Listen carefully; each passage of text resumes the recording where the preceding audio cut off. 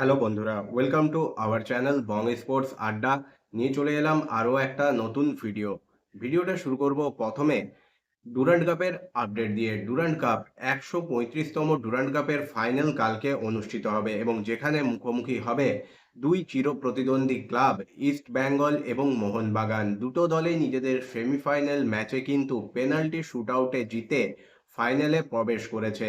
এখন দেখার ১৩৫তম ডুরান্ড কাপে চ্যাম্পিয়ন হয় কলকাতার এই দুই দলের মধ্যে কোন দলটা, ইস্ট বেঙ্গল নাকি মোহনবাগান সুপার জায়ান্ট।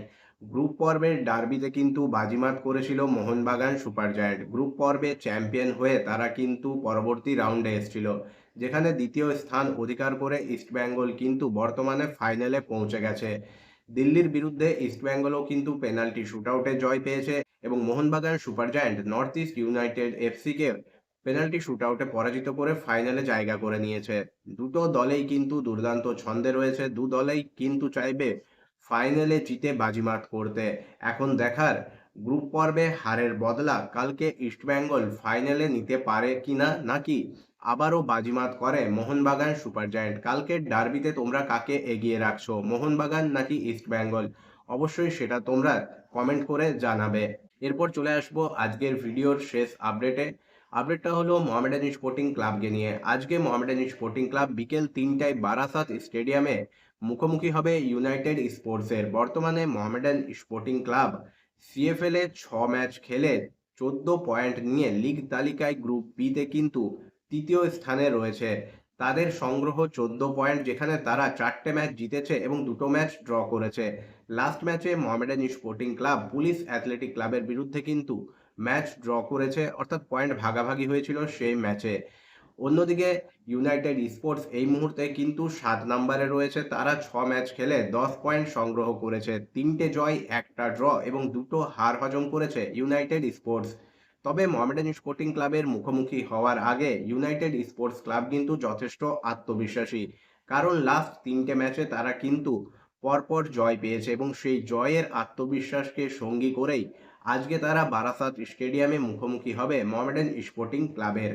আজকে মোহামেডান স্পোর্টিং ক্লাব ইউনাইটেড স্পোর্টসের বিরুদ্ধে এই ম্যাচে জয়লাভ করলে মোহামেডানের কাছে কিন্তু সুযোগ রইবে আবারও লিগ তালিকায় শীর্ষস্থান দখল করার। কারণ ৯ ম্যাচে ১৭ পয়েন্ট নিয়ে এই মুহূর্তে লিগ তালিকায় শীর্ষে রয়েছে পুলিশ অ্যাথলেটিক ক্লাব। তাদেরকে সরিয়ে মোহামেডান কিন্তু যদি শীর্ষে যেতে চায়, তাহলে আজকের ম্যাচে ইউনাইটেড স্পোর্টসকে কিন্তু হারাতেই হবে। অন্যদিকে ইউনাইটেড স্পোর্টস ক্লাবের লক্ষ্য থাকবে, যদি আজকের ম্যাচ তারা জিততে পারে তাহলে তাদের সামনেও সুযোগ থাকবে আবারও প্রথম ৩-এর জায়গায় চলে আসার।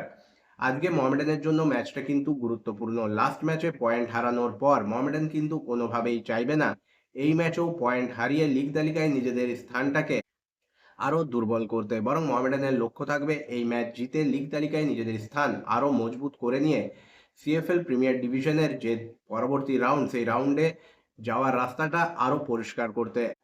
এখন দেখা লাস্ট ম্যাচে মোহামেডান স্পোর্টিং ক্লাব যে ভুল করেছিল পুলিশ অ্যাথলেটিক ক্লাবের বিরুদ্ধে, সেখান থেকে শিক্ষা নিয়ে আজকে ইউনাইটেড স্পোর্টস ক্লাবের বিরুদ্ধে মোহামেডান স্পোর্টিং ক্লাব জয় তুলে নিতে পারে কিনা। তোমাদের কি মনে হয় আজকের ম্যাচে কি মোহামেডান স্পোর্টিং ক্লাব পারবে ইউনাইটেড স্পোর্টস ক্লাবকে হারিয়ে সিএফএল এ তাদের আরও একটা জয় তুলে নিয়ে লিগ তালিকায় শীর্ষে পৌঁছাতে? অবশ্যই তোমাদের মতামত তোমরা কমেন্ট করে জানাবে।